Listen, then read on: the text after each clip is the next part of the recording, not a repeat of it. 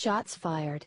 Pentagon on high alert after what North Korea's missile just hit, military mobilizing. After months of threats and tests, Jong flexed his muscles and launched an intercontinental ballistic missile, ICBM, this morning. The little dictator likely chuckled to himself, basking in the glow as he envisioned the explosion of what ended up being his target.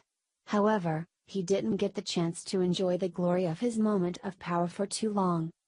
This is North Korea's latest provocation of war that could be their last after their missile traveled 621 miles into the Sea of Japan, but it wasn't just water it hit. The Japanese government announced this morning that North Korea's missile hit their boats and claimed that their planes were hit as well during the missile's direct path to Japan. While the American government is still working to substantiate if and how much destruction the country experienced from the Pentagon is on high alert preparing to take action. Meanwhile, Japan's military has already begun mobilizing to defend themselves against more action taken at them.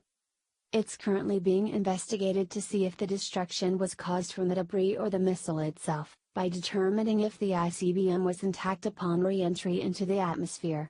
If not, the debris could have scattered across a large area, making a strike of military or civilian craft possible, according to Silence is Consent. Government agencies, including the military, are mobilizing to investigate, assist, and respond to the incident. It was only a matter of time before North Korea tried this since Jong has been strangely silent for a few weeks since his last launch on July 4. There's no mistaking that what the dictator did was an act of war against Japan, and now it's time for him to pay the price for his actions. The Pentagon is watching what's happening closely since this concerns the US in the event that North Korea manages to perfect the missile to hit America. The Daily Mail reports. Prime Minister Shinzo Abe said the launch showed the threat to his country was grave and real. He added that there was a need for Japan, the US, South Korea, China, and Russia to increase pressure on North Korea over its missile program. The missile launch came just after Japan had announced it would increase its sanctions on North Korea.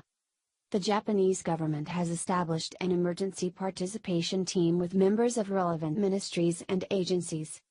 Chief Cabinet Secretary Yoshihide Suga said that a North Korean missile flew for about 45 minutes and appeared to have landed in Japanese waters, adding Japan absolutely cannot tolerate North Korea's repeated provocations.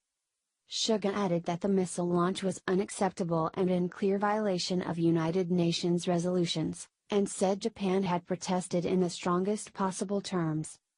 Japan can only take so much and have appeared to have reached that threshold. For how small Kim Jong-un is, he's sure making a huge mistake by playing big boy games. He doesn't want to get into a war with America since we have the best army in the world and could obliterate his country from the planet in a matter of seconds. U.S. Secretary of Defense Jim Mattis stressed that the U.S. is trying to exhaust all diplomatic and economic options to end North Korea's missile program. However, those efforts are wearing out quickly with the persistence of refusal to cooperate from North Korea's leader.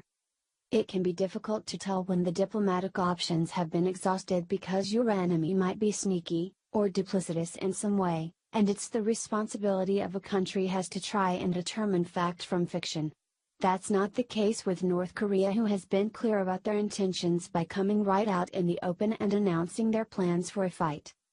The US doesn't deal with threats after the fact, Trump nips it in the bud from the start, proving that we're the most powerful nation in the world who cannot be messed with.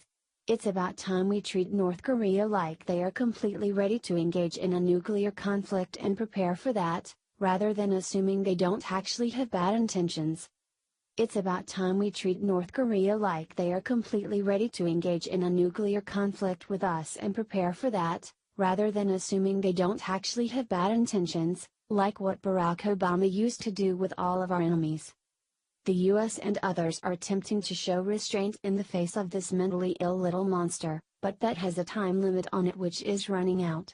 This dictator thought he could talk tough and puff up his chest to the rest of the world and needs to know not to expect any small packages in return. It's time for him to get the horns for messing with the bull.